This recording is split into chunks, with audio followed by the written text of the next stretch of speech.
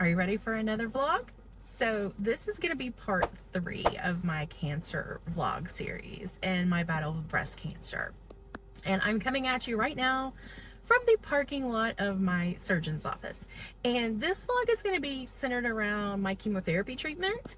I'm hoping that this series of vlogs will be beneficial to anybody out there who has breast cancer, has been diagnosed with breast cancer, or knows someone who's been diagnosed with breast cancer. So I am starting chemotherapy this Friday. I'm going to receive 4 rounds of TC chemo, and everything's starting today. So I had a wig appointment earlier this morning, and they were so kind to let me video. So I'm gonna insert that clip here in just a second. But there's this charity in my town called A WIGS Story, and they provide free wigs to anybody going through chemotherapy. So they want you to come in before you start and before you lose your hair, so they get an idea of your hair texture and kind of what's going on. So I had that appointment this morning. I tried on several wigs and picked one out and actually left with it today. It was awesome. I'm gonna link below how you can donate if you want to, if you feel led. They also do donations through Kroger. If you have a Kroger and you shop there, you can add them as your charitable donation to your Kroger card. And that way you're not really giving them anything, but every time you buy groceries, a percentage of your purchase goes to them. So that's really cool. So I'm about to go in for my next follow-up with my surgeon and hopefully be released to do everything. I need to start exercising. I need to start weight training again. And then I have chemotherapy education tomorrow. It was supposed to be tomorrow afternoon, but they called me literally half an hour ago and told me they were double booked and wanted me to come tomorrow at 8:30. And I have a podcast interview at 10, so that was not going to happen. But we came to an agreement that I would be there at 8:15. That way I could get home by 10. At first I was like, how do I accommodate them? And I thought, no, you know what? I don't need to accommodate them. I scheduled this appointment. They messed up. They double booked. They're going to have to accommodate me. So we worked it out to where I'm going to be there at 8:15 in the morning. That way I can be home in time for that interview. So I will either see you again before that appointment or afterwards.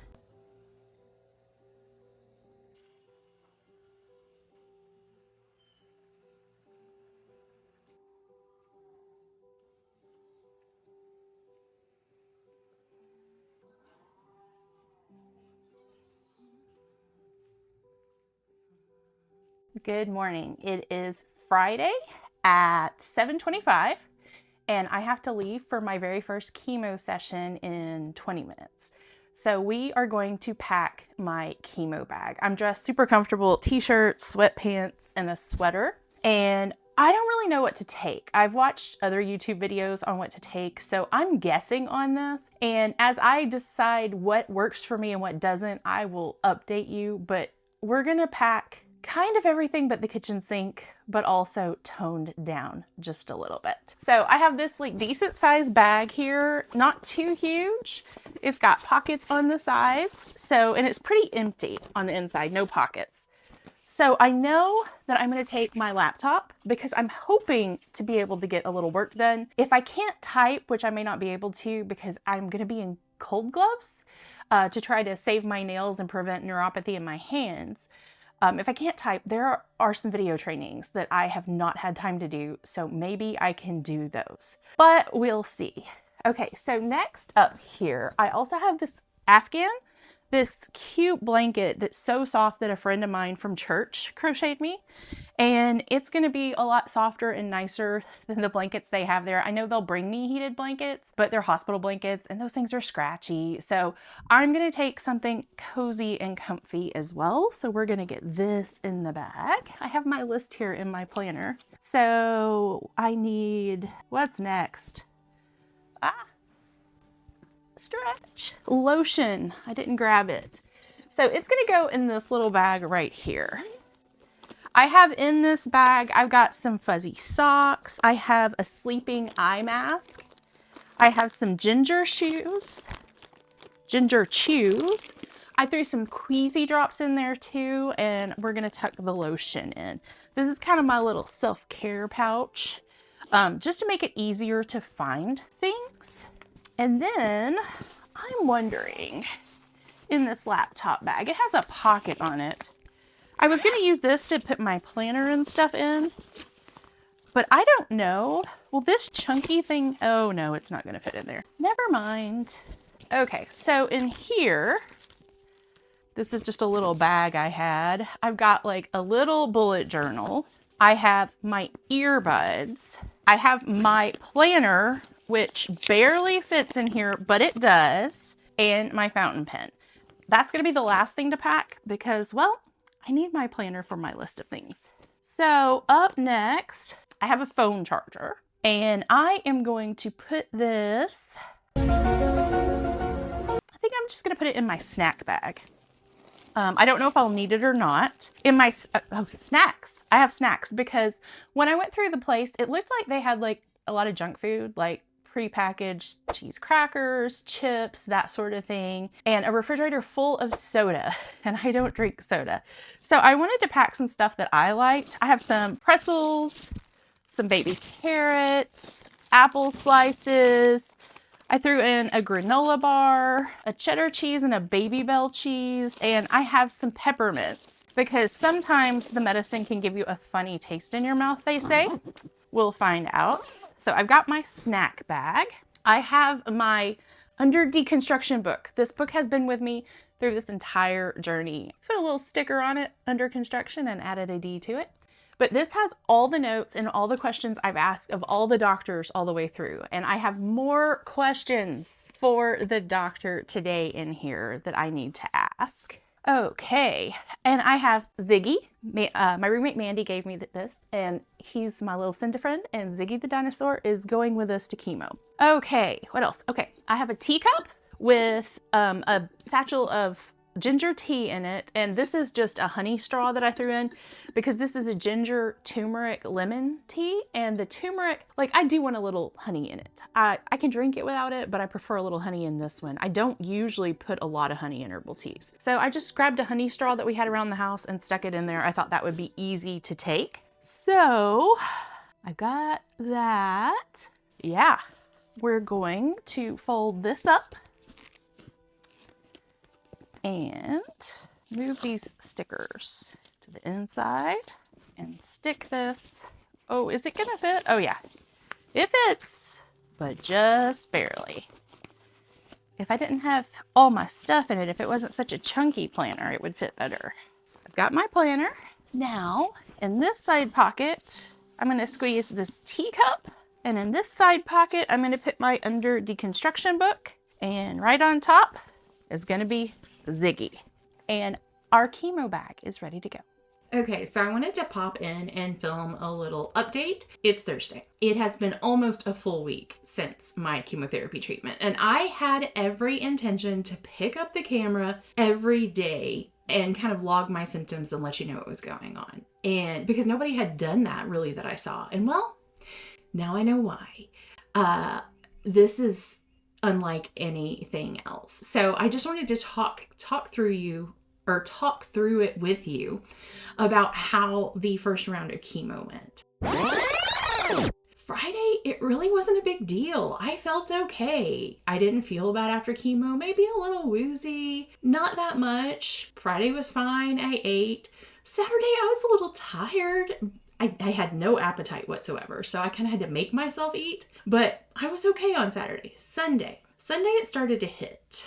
I did have to take anti-nausea medicine on Sunday. I also felt pretty miserable Sunday. No appetite whatsoever. I didn't want to eat. I did make myself eat small meals throughout the day. I made myself drink lots of fluid because I know that's what my body needs. And then Monday hit.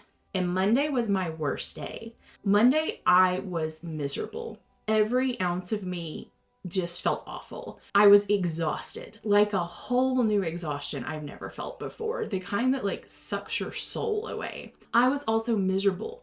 My legs hurt so bad. And that's one of the surprising parts of chemo that I did not see coming was the leg pain. It started a little bit Saturday night. It was pretty bad on Sunday, and on Monday it was unbearable. My legs ached like I had run a few marathons. And I've run a marathon. I know what it feels like when you run a marathon. And my legs hurt way worse than that. It was like aching down to the bone. So I ended up going to bed at 7 p.m. The sun was still up on Monday night. And I tried to sleep my best. Monday night is also when the hot flashes started. So, or the night sweats. Chemo pause is real. So, sometimes chemo can throw you into a menopause. And the night sweat that I had on Monday night, I literally woke up and I thought I might have peed the bed. Like, I was like, did I lose control of my bladder? What's going on? And then I realized, no, my entire body was drenched. I was just that sweaty. So I got up and I changed the sheets. I did all of that. So fast forward to the next day. The next day, I'm feeling a little bit better. We're on Tuesday. I'm still really tired, but I have decided that I probably will be able to teach my music lessons the Tuesday after chemo. As long as I just take it easy. I may teach them from like bed or from a recliner, but as long as I rest my body, I was kind of okay. But then some heartburn started kicking in. Wednesday, the heartburn got worse and I started getting a sore throat and sore roof of the mouth. And I messaged my oncologist through the portal, or I reported a symptom. There's a place where you can report symptoms. And they actually got right back to me and were like, okay, do you have any sores in your mouth? Do you have fever? The answer was no. And they said it's probably because of the chemo and, gave me some things I could do to kind of help with it. I have been eating a whole lot of popsicles. Popsicles are my friend right now. And I was determined. I was like, I'm going to eat healthy through this chemo. I'm going to stay healthy. That quickly changed. That changed into I am going to eat whatever I am able to eat during this chemo. And so far, there's not been a whole lot of vegetables in it. I've been eating a lot of toast. I've been eating a lot of popsicles. I've been trying to supplement that with some more nutritional foods, some protein powders, some greens powders in the way of smoothies, so I can still get some of those nutrients in. Today's Thursday. I went and had my labs done. I don't have the results yet, but I was waiting and they made me wait in the lab and I got a big thumbs up that I was good to go. So I guess my blood counts are still okay. I am in the bathroom all the time. And this is TMI, but this is real. This is what it is. And I want to tell you exactly how it is. It's not that I'm constipated. It's not that I have diarrhea. It's just a constant urge to go. And sometimes I don't even need to go. And they said that has something to do with like killing off the cells of the intestine. So it's brutal. Like, I'm going to spend the summer probably in my house because I need to be close to a bathroom. I need to be able to rest. I got up today. My mom is coming into town because I'm actually driving her to have her port put in because we're going through chemo at the same time tomorrow. So she's getting her port. And I was like, I need to tidy up the guest room. So I tidied up the guest room and I couldn't even get it vacuumed. And literally there was hardly anything to do in there. Fatigue is brutal, but as long as I do a lot of sitting and resting, so I'm working just kind of from the recliner in the living room on my laptop. I'm filming these videos and then resting for a little while because I run my own business and things have to go on. I'm going to try to film chemo round 2 a little more intentionally now that I know what is happening and now that I know what to expect. But round 1, I knew it was going to be bad. I did not even begin to anticipate how brutal that was going to be. So yeah, I'll check back in with you. Okay, so it is day 8 after my first round of chemo. Yesterday, on Friday, day 7, I spiked a fever of 99.7. I reported it to my oncologist. Luckily, we're still below that magic number of 100.4 where you have to go to the hospital. So I've been in bed for 2 days. There are things I'm supposed to be doing. They just haven't happened. I'm going to have to put projects off because of this. And that's going to have to be okay. I can't function right now. I just can't function right now. This is brutal. My doctor called me in some heavy-duty antibiotics, which hopefully will help, but oh, it's brutal. And then next Tuesday, I have to go with my mom to her oncologist for her first oncology visit. My oncologist wanted me to come in and have blood work, and while they're in different towns, they're part of the same network and practice. So I'm actually going to have my blood work done at her office. So yeah, this sucks.